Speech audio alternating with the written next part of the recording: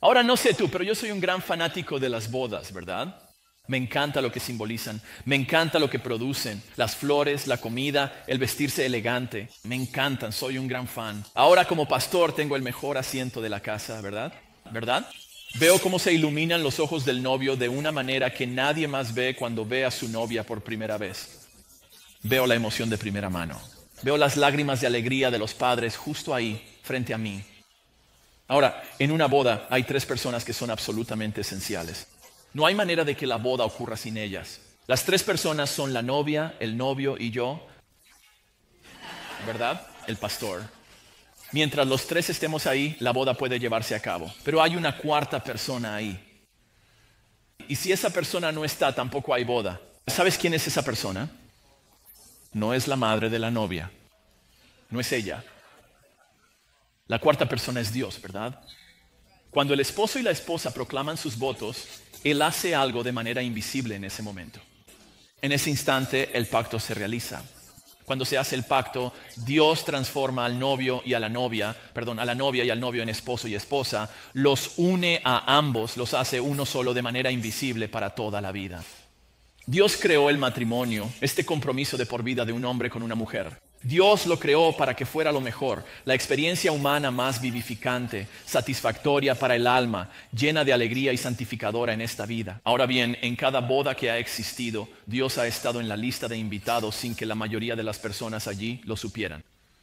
Esta boda de la que acabamos de leer es la única boda que conozco en la que Dios está realmente en la lista de invitados. Mira el versículo 2. ¿Jesús qué? Fue invitado.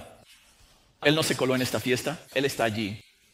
Y lo que Juan nos ha estado diciendo es que con Jesús allí, eso significa que el Hijo de Dios está allí. Y eso significa que Dios asistió a esta boda. Lo que Dios es, Jesús es. Porque Dios es su Padre y Él es el Hijo de Dios. Él es Dios y demostrará el hecho en esta boda. En este evento histórico del que acabamos de leer, seremos testigos de la bondad y la grandeza de Dios.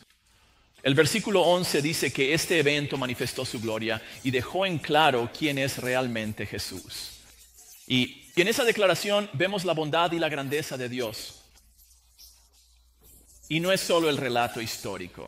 ¿No es interesante? Tú cambias el agua en vino. Fue el primer milagro que realizó. No, las verdades en este texto están destinadas a ayudarte a ti y a mí a confiar en la bondad de Dios y a confiar en su grandeza en nuestras vidas. Ahora, los eventos del capítulo 2 realmente marcan el inicio del ministerio público de Jesús. Lo ponen en marcha a toda velocidad. Y en el libro de Juan, el ministerio público de Jesús, tienes que saber, va desde el capítulo 2 hasta el capítulo 12. Así que ese tramo de 11 capítulos es el ministerio público de Jesús. Luego en el capítulo 13 hasta el final del capítulo 17 están estos capítulos sobre el ministerio privado de Jesús a sus discípulos. Y luego, desde el capítulo 18 hasta el final, está su pasión, la muerte y resurrección de Jesús. Así que esto nos ayuda a entender en qué momento estamos históricamente al adentrarnos en el texto. También nos ayuda a entender dónde estamos cuando se trata del libro de Juan. Este es el comienzo mismo del ministerio público de Jesús. Y ahora hay una cosa más que quiero que sepan. Vayan al capítulo 4. Juan capítulo 4, versículo 46. Juan 4, 46. Solo un par de páginas a la derecha. Y quiero que noten lo que dice este versículo. Juan 4, 46. Así que volvió a Caná de Galilea, donde había convertido el agua en vino. ¿De acuerdo? Entonces, lo que tenemos aquí es una especie de sección que va desde el capítulo 2 hasta el final del capítulo 4, donde hay 2 milagros. Está el milagro en Caná, que veremos en un momento, con el agua y el vino, pero también está este aquí, donde Jesús sana al hijo de un funcionario. Y lo que aprendes al examinar esta pequeña y breve sección del ministerio público de Jesús es que en esta corta sección, capítulos 2, 3 y 4, es cuando todos creen. Jesús predica, la gente cree. Creen por todas partes. No es hasta el capítulo 5 que comienza la hostilidad, y esa hostilidad continuará hasta el final del libro, cuando es asesinado. Así que ahora que tenemos la visión general histórica y sabemos dónde estamos, en el libro de Juan, veamos el matrimonio. Versículo 1, Juan capítulo 2, versículo 1. Al tercer día hubo una boda en Caná de Galilea y la madre de Jesús estaba allí. Jesús también fue invitado a la boda con sus discípulos.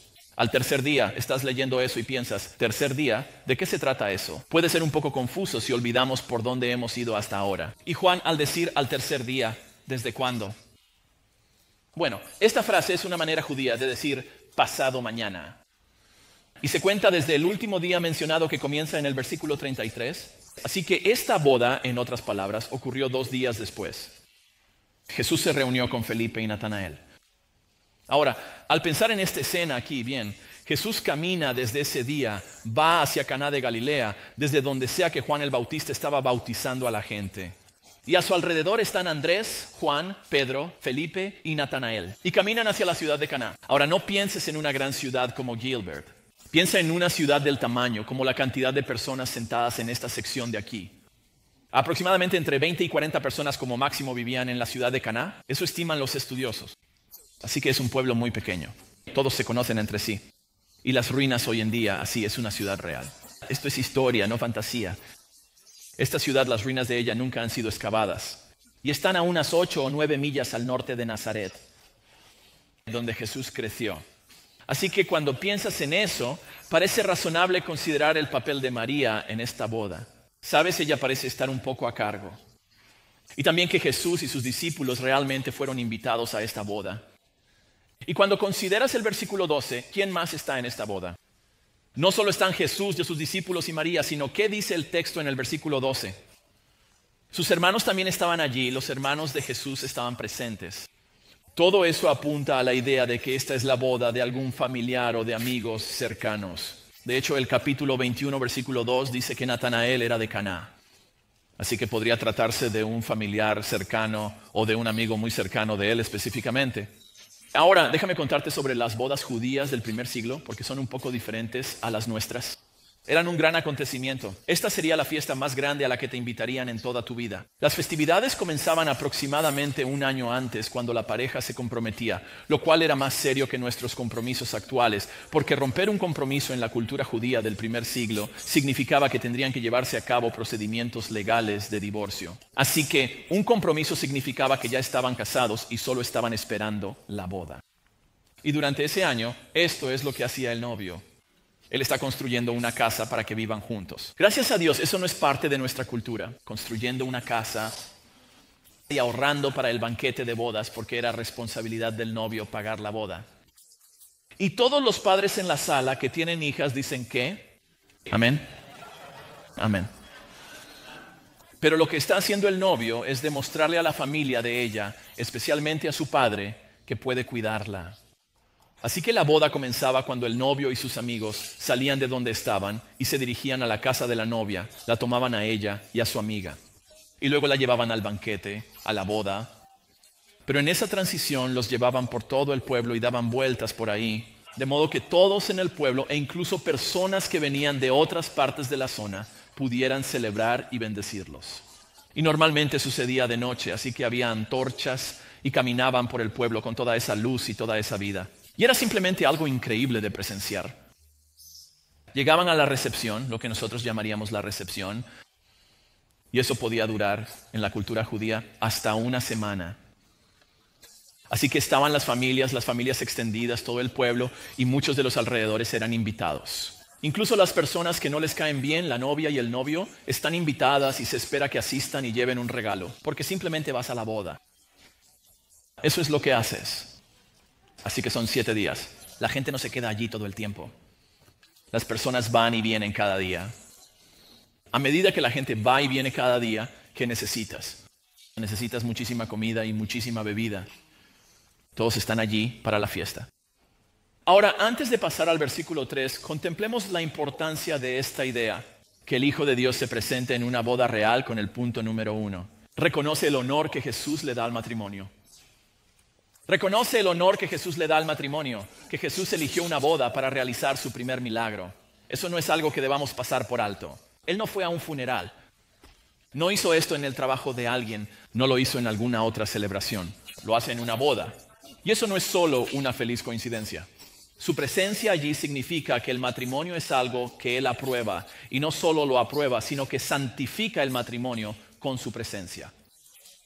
Pensemos en el primer matrimonio. ¿Sabes dónde está el primer matrimonio en la Biblia? Está en Génesis capítulo 2, Adán y Eva, ¿verdad? Pero piensa en eso por un momento. ¿Qué nos dice eso? El primer matrimonio está en Génesis capítulo 2. ¿Y la caída en el pecado ocurre cuándo? En Génesis capítulo 3. Eso significa que el matrimonio es parte de la creación muy buena de Dios. Él dio el matrimonio no como respuesta al pecado. Él dio el matrimonio antes de que el pecado manchara el mundo.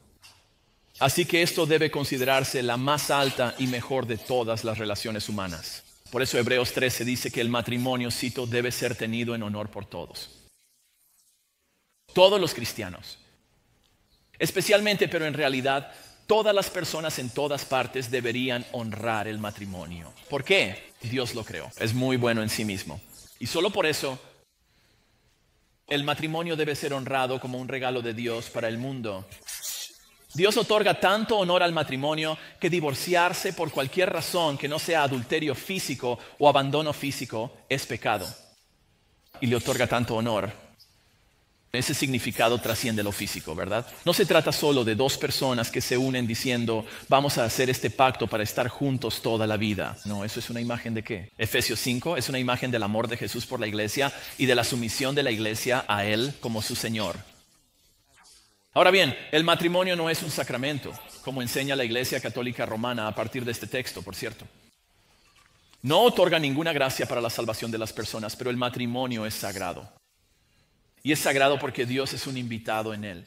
En cada boda que une a esposo y esposa, y el matrimonio es un regalo de la gracia común de Dios, una gracia dada a todas las personas, en todos los lugares, en todo momento. Lo que significa que nunca debe ser tratado con falta de respeto ni minimizado como ¿qué? ¿Es solo un papel? No, no es solo un papel.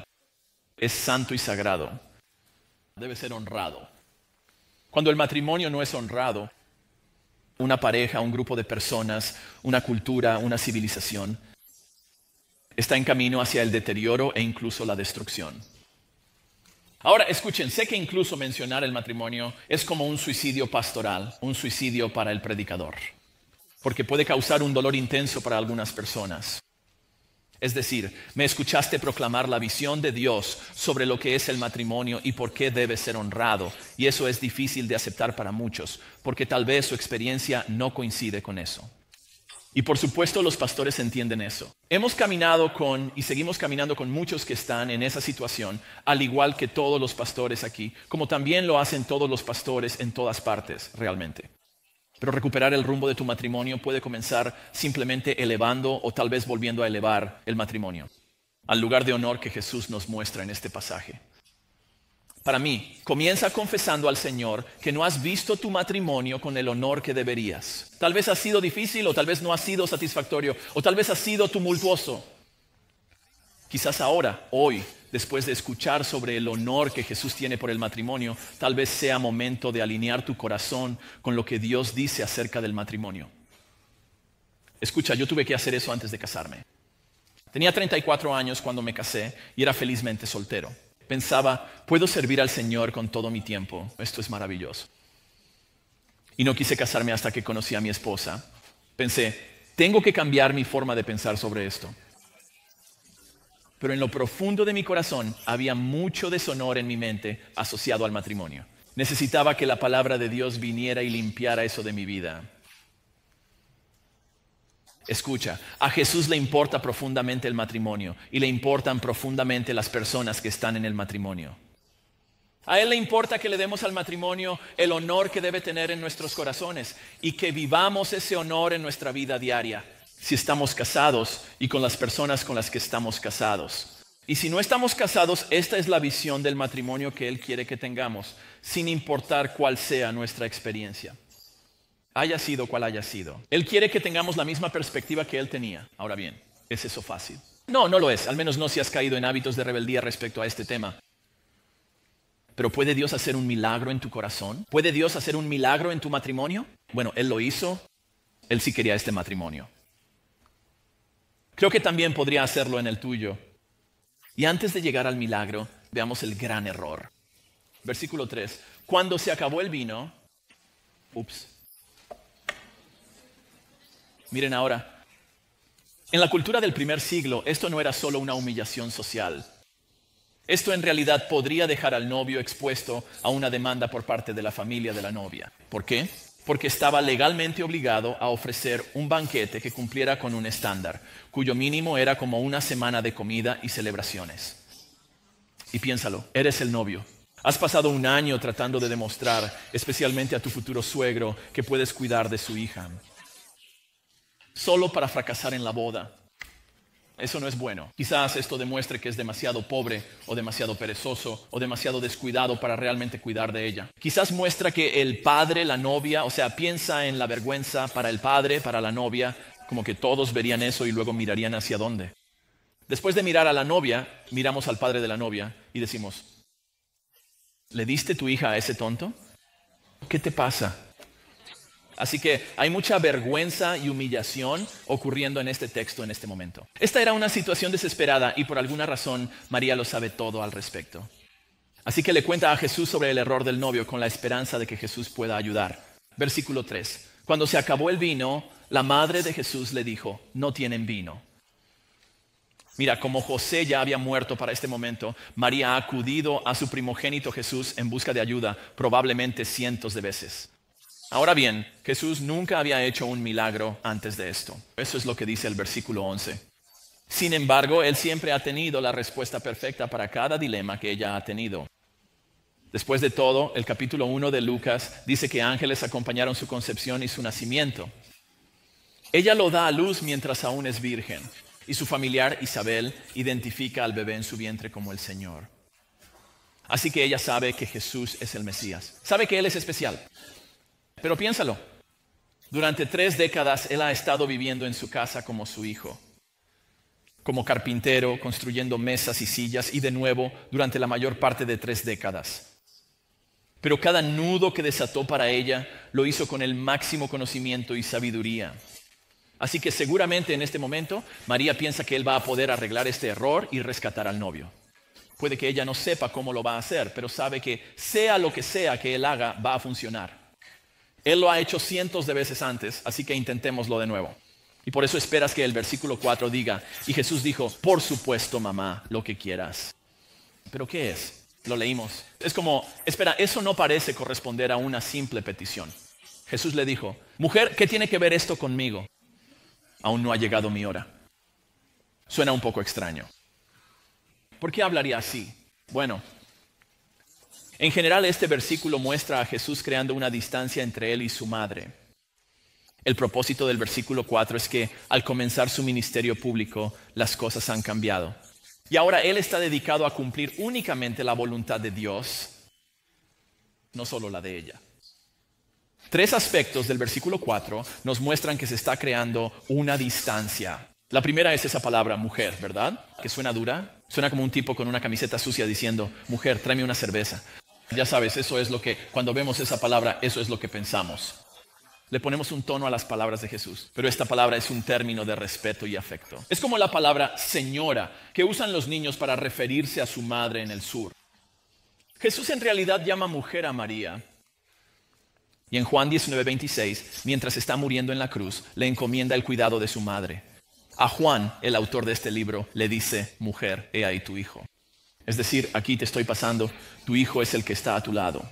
Estoy transfiriendo el cuidado filial sobre tu vida a Juan mientras muero. Así que él usa la palabra mujer también en ese contexto. Así que hay amor, hay afecto y hay respeto. Pero Jesús también se está distanciando del aspecto parental de la relación con María, aunque al mismo tiempo sigue siendo amoroso y respetuoso. En segundo lugar, la distancia se ve en la pregunta, ¿qué tiene esto que ver conmigo? Es una reprensión respetuosa, pero sigue siendo una reprensión. Y creo que la está reprendiendo porque pienso que lo que está ocurriendo aquí, aunque el texto no lo dice, es que creo que ella está tratando de tener una especie de trato especial con él como su madre.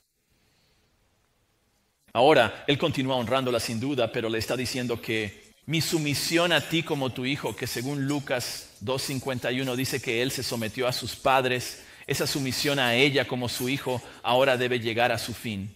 Y él está diciendo, actuaré, pero bajo la autoridad del Padre, no bajo la tuya. Eso es porque, en tercer lugar, su vida ahora está bajo un calendario divino. Eso se centraba, como ves, al final del versículo 4, en este concepto de la hora. Y la hora es el momento en que Jesús moriría y resucitaría.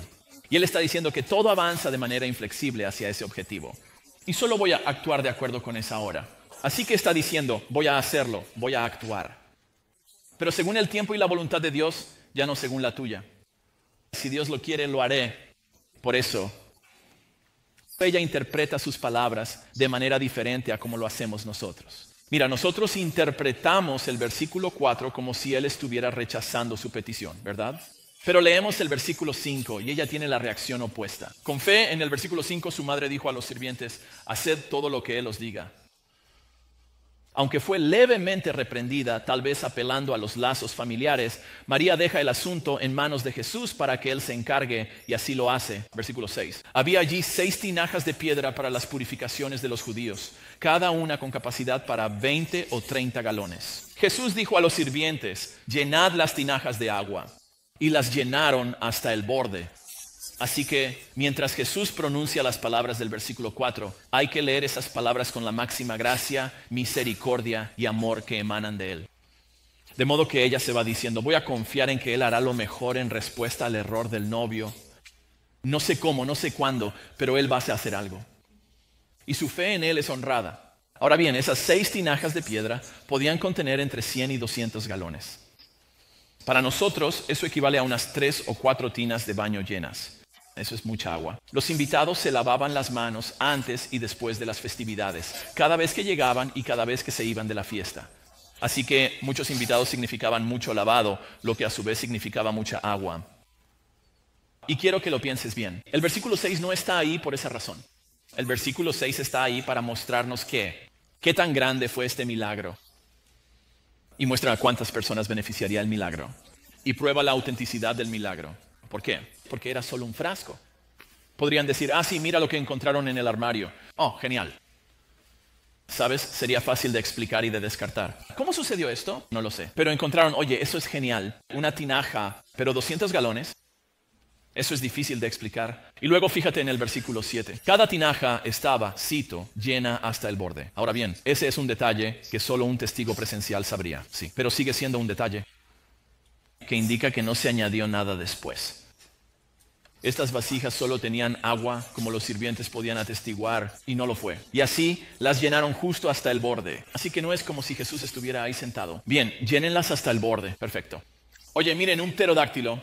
Pongan un montón de vino ahí mientras todos miran hacia otro lado. Y Él las llena todas. Increíble. Oye, mira todo ese vino. No, esto es para demostrar que aquí no se está introduciendo ningún engaño. No hay ningún truco. No hay fraude. Todo esto está gritando, esto es un verdadero milagro. Ahora, antes de pasar al milagro, detengámonos y pensemos en lo que acaba de suceder en la historia con el punto número 2. Confía en Jesús para recibir un cuidado compasivo. Confía en Jesús para recibir un cuidado compasivo. Puede que nos parezca algo pequeño. Ya sabes, se quedaron sin vino. Bueno, consigan otras bebidas. ¿Cuál es el gran problema? Bueno, esto era un problema enorme, especialmente para el novio. Y quiero que pienses en cómo respondió Jesús aquí. No es estúpido. ¿Qué te pasa? Quiero decir, tuviste un año para planear esto y ni siquiera pudiste hacer bien esto. O sea, ¿qué te pasa? ¿Verdad? Jesús no hace eso porque Jesús es un Dios de compasión. Jesús, como se ve aquí, está ansioso por rescatar a las personas del dolor, los problemas o el peligro. Su compasión tampoco es solo emocional. Es como, hombre, realmente me gustaría que pudieras, realmente me gustaría poder hacer algo al respecto. O sea, su compasión lo mueve a ayudar y solucionar el problema. Aquí vemos lo que dice Santiago 5:11, que el Señor es compasivo. Sí, no hay salvación, no hay rescate del pecado, la muerte y el infierno, a menos que Dios sea compasivo. Pero escucha, no habría milagro en Caná si Él no fuera compasivo. Mira, la Iglesia Católica usa Juan capítulo 2 para intentar probar que María es la mediadora que necesitamos entre la humanidad y Jesús. Y que realmente la necesitamos porque Él no puede negarle nada a su madre. En un texto donde Él se distancia de la autoridad de ella, sino que se somete a la autoridad del Padre sobre Él. Ella ahora debe acercarse a Él, en otras palabras, como lo hacemos todos nosotros, como Salvador y Señor, lo cual ella hace, por cierto. Cuando confía en Él y les dice a los sirvientes, hagan todo lo que Él les diga, la idea ahí es que Él es mi Señor y también debería ser el de ustedes, así que hagan todo lo que Él diga. Ella es una mujer santa y bendita, sí, pero no es la mediadora a la que Jesús no puede negarse. De hecho, María nunca ha escuchado ni una sola oración dirigida a ella, ni una sola. Y estaría horrorizada por lo que se ha hecho con ella desde su muerte. Y ella no es más compasiva que Jesús. Esa es la idea que quieren sacar de este texto. Que Él no es compasivo, pero que gracias a María, Él responde con compasión. Ella es realmente la compasiva. Es blasfemo sacar eso de este texto. Ahora, ¿por qué menciono la enseñanza católica en este texto? ¿Porque hay el doble de católicos en East Valley que mormones? El doble. Lo que significa que debemos estar preparados para saber cómo compartir el evangelio con nuestros amigos y vecinos católicos. La compasión en este texto no es de María, quien ni siquiera es presentada en el texto como el enfoque, ¿verdad? Ni siquiera se menciona su nombre. Su existencia en este texto ni siquiera es independiente. Ella siempre está conectada a Él, ¿verdad? Ella es simplemente ¿qué? La madre de Jesús o su madre, pero nunca María. Eso es porque la compasión, el enfoque en este texto está en Jesús. Incluso cuando Él se distancia de su petición, Él responde porque es la voluntad del Padre. Y responde porque este milagro mostrará que Él es un Dios de compasión. No solo un Dios compasivo con los pecadores, sino incluso con errores tontos, como no tener suficiente vino para tu boda. Él también es compasivo en esas situaciones. Así que acudimos a Jesús, no a María, en nuestros momentos de necesidad, tal como ella lo hizo, por cierto. Y como María, confiamos en que Él responderá en el momento exacto y de la manera precisa, porque es compasivo. Y porque si a Él le importa el vino en una boda, entonces también le importamos nosotros. Le importan nuestras necesidades, nuestros matrimonios, nuestros hijos y familia, amigos, trabajos, escuelas y futuro. ¿De verdad le importa? Y la pregunta es, ¿tú lo crees? No solo si lo tienes en la cabeza como Jesús es compasivo. Sí, correcto. ¿Pero realmente lo crees en lo más profundo de tu alma? Para que cuando lleguen momentos en tu vida en los que necesites confiar en que Él es compasivo, no te lo imagines, como dije antes, mirándote como al novio y diciendo, tonto, ¿qué te pasa? Como si debiste haberlo pensado antes. Si te lo imaginas así en tu vida, entonces tienes al tipo equivocado. Deja que este texto reconfigure esas ideas en tu mente, para que lo veas como el Dios compasivo que se preocupa por cosas pequeñas, como el vino en una boda. ¿Crees eso cuando llega el momento de confiar en Él? Con cosas como tu matrimonio, tus hijos, tu trabajo o tus amigos, ¿realmente puedes hacerlo? ¿Tienes la fe para confiar en el corazón de Jesús cuando no entiendes sus caminos en tu vida? ¿Confías en que Él se preocupa compasivamente, no solo en general, sino que se preocupa compasivamente por ti de manera personal? Es fácil perderse en los detalles de la familiaridad, pero deje que Jesús, al satisfacer la necesidad de más vino en una boda, le diga que no solo puede satisfacer sus necesidades, sino que lo hará cuando crea que es mejor, como crea que es mejor, y lo hará porque es compasivo. Y porque es compasivo, le importas. Ahora, pasando del matrimonio al error, veamos el milagro. Versículo 8. Y les dijo a ellos los sirvientes, ahora saquen un poco y llévenlo al maestro de la fiesta. Así que lo llevaron. Y el maestro de la fiesta probó el agua convertida ahora en vino y no sabía de dónde había salido, aunque los sirvientes que habían sacado el agua sí lo sabían. El maestro de la fiesta llamó al novio y le dijo, todos sirven primero el buen vino. Y cuando la gente ya ha bebido bastante, entonces sirven el vino de menor calidad, pero tú has guardado el buen vino hasta ahora. El maestro de la fiesta es como el jefe de camareros. Él es el supervisor del personal. Así que está a cargo de los sirvientes allí. Y probablemente, ya sabes, se asegura de que la comida y las bebidas sean de buena calidad. Bueno, sin duda da testimonio de la calidad del vino, ¿verdad? Dice que es lo bueno.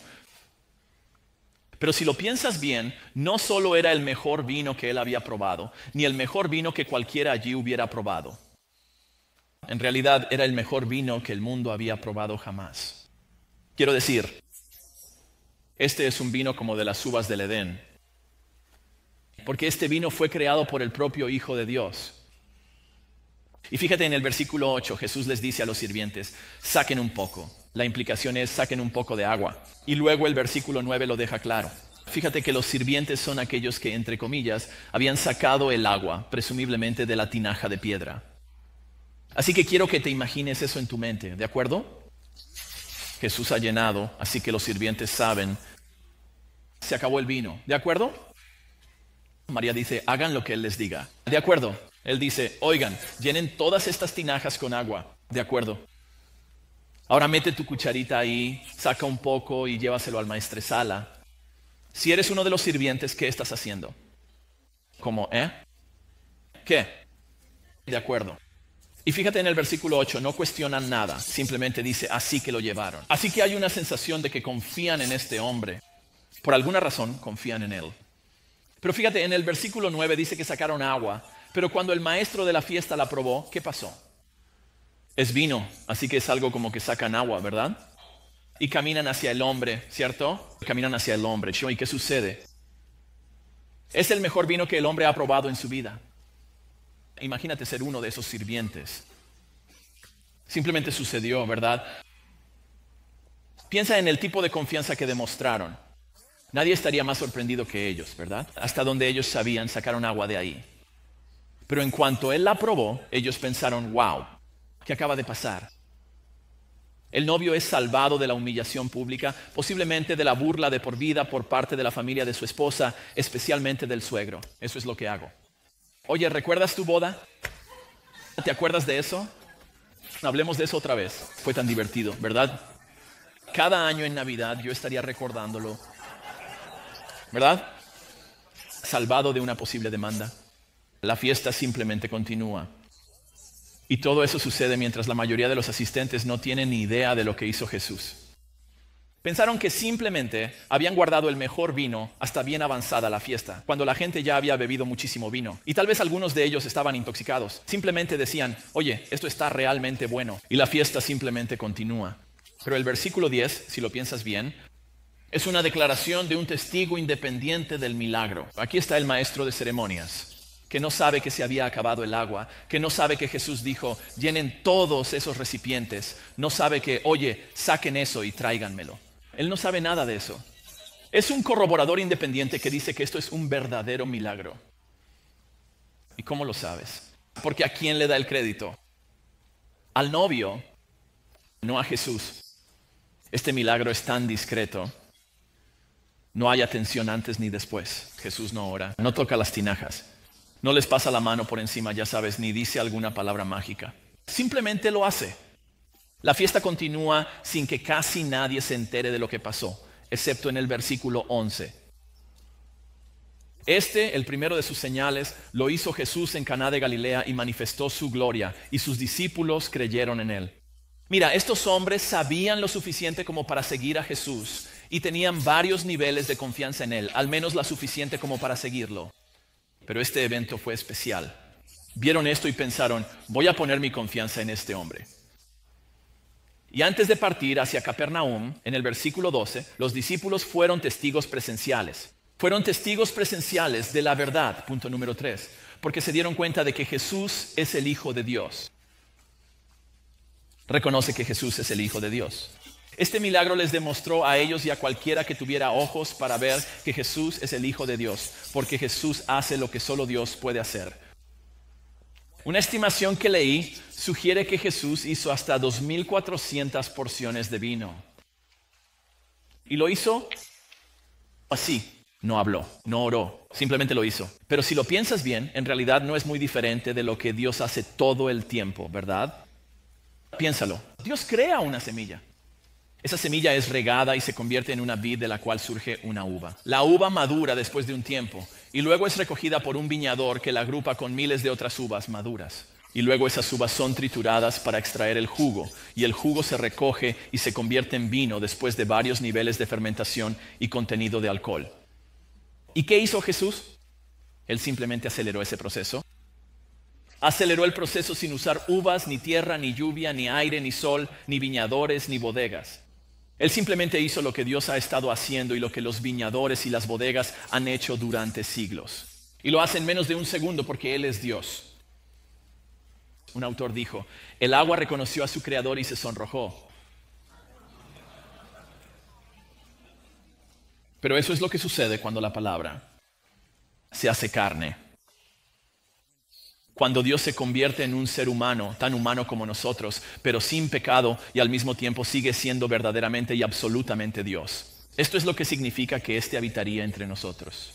No podemos evitar, como sus discípulos, ver su gloria, que ésta se manifieste tal como la tiene el único Hijo de Dios. Había llegado la hora de que su bondad y grandeza comenzaran a ser vistas. Y eso es lo que Juan quiere que yo entienda de este milagro. O en palabras del versículo 11 de esta señal. Esta palabra se enfoca menos en la imposibilidad y menos en el poder que se manifestó. Esto, como todas las señales, está destinado a señalar algo más allá de sí mismo, así como cada señal que vemos apunta a algo más allá de sí misma. La idea aquí es que la única persona que podría hacer este milagro del que acabamos de leer es Dios. Así que, al igual que el evento, el enfoque no debería ser el milagro. ¿Qué es lo que hacemos, verdad? Convertir el agua en vino. Convertir el agua en vino. No, eso está destinado a ir más allá de eso. Como la señal que predica el mensaje, Jesús es el Hijo de Dios. Lo que sucede en lo físico, en otras palabras, proclama la verdad que las personas no pueden ver físicamente, que Él es Dios hecho carne. Y si Él es Dios, lo cual prueba con este milagro, si Él es el Hijo de Dios, si puede hacer estas cosas, entonces deberías creer en Él. Esa sería la única respuesta correcta. Si Él realmente hizo esto, si esto es historia y no fantasía. Y por cierto, Canaán no es como la Tierra Media o Narnia. Es un lugar real al que podrías ir y sentarte allí y estar en ese lugar verdadero. Si Él realmente puede hacer eso, no estamos destinados solo a sentarnos y admirarlo. Estamos destinados a entregarle nuestra lealtad. Debemos postrarnos ante Él y decir, tú eres Dios, tú eres Rey, tú tienes el control de mi vida. Te entrego mi vida. Confío en ti, en nadie más y en ninguna otra organización. Solo confío en ti. Confío solo en ti. Piensa en los invitados a la fiesta. Ellos se benefician de todas sus bendiciones y no tienen idea de quién es realmente. No queremos que eso sea cierto en nuestro caso. Y si piensas en el evento, es algo irónico, ¿no crees? El novio es responsable del vino. Él provee parte de él. Pero cuando se le acaba, Jesús hace más. La ironía en el texto es que Jesús actúa como el novio. Él provee el vino en abundancia. Él dio lo que le faltaba al novio. Y cuando llegue la hora, cuando muera y resucite, eso también será una señal. Su muerte y resurrección son increíblemente importantes, pero también son una señal de un día aún mayor que vendrá para todos los que confíen en Él. Amós capítulo 9 habla sobre la vida en el reino cuando Jesús sea rey y dice, cito, los montes destilarán vino dulce y todas las colinas fluirán con él. Así que no te imagines solo un pequeño goteo. Se trata de cascadas de vino que caen de las montañas alrededor de Jerusalén. Y dice, y restauraré la suerte de mi pueblo Israel, y plantarán viñas y beberán su vino, y harán huertos y comerán su fruto.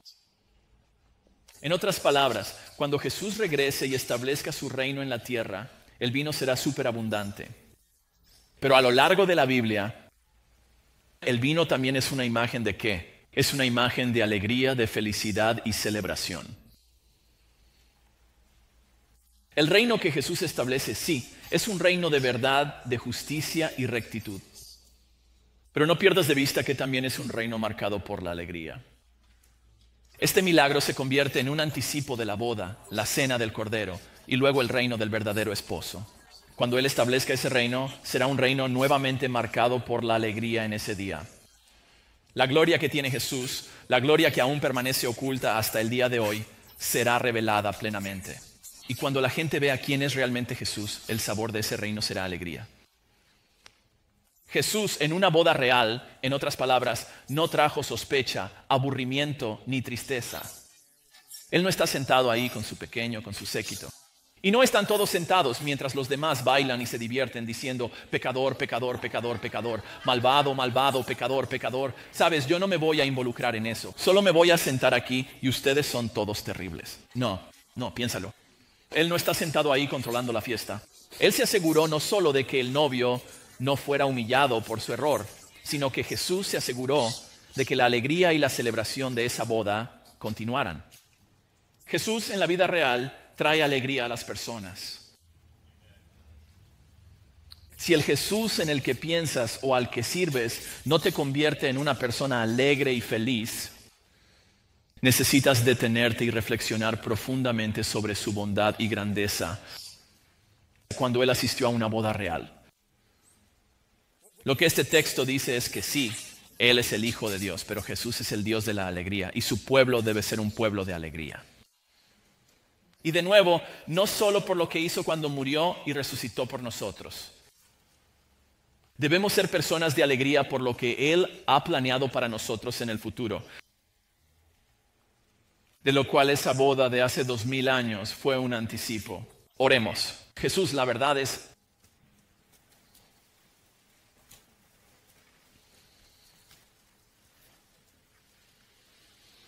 Estas son las verdades en estos textos, en este texto. Como dije antes, es fácil que se nos pasen por alto porque estamos tan familiarizados con esto.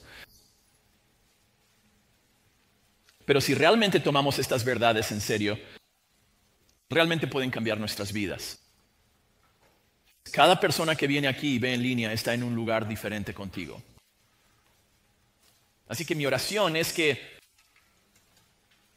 sea lo que sea que este texto estaba destinado a producir, obrar, cambiar y magnificar en nuestras vidas. Oro para que no lo resistamos. Oro para que sigamos la guía, el liderazgo de tu Espíritu en nuestras vidas y que cambiemos y lleguemos a ser más como tú. Más como tú, el Dios de gozo. Hay un día que viene, Jesús, en el que nuestra fe se convertirá en vista.